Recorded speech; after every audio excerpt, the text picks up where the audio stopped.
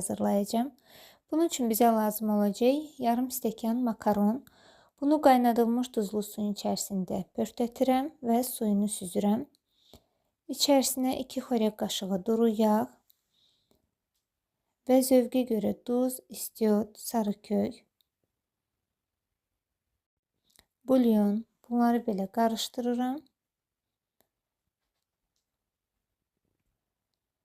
Və yağlı kağız sərilmiş tavanın içərisinə əlavə eləyib hər tərəfə gələcək şəkildə baxın belə yayıram. Və qoyuram 200-220 dərəcədə qızdırılmış sobada qızarsın. Arada çıxardıb qarışdırmaq lazımdır. İndi isə tərəvəzləri doğrayıram. Məndə burada hardasa yarım kahı var. Yəni tərəvəzlərin miqdarını, qədərini siz istədiyiniz qədər qata bilərsiniz.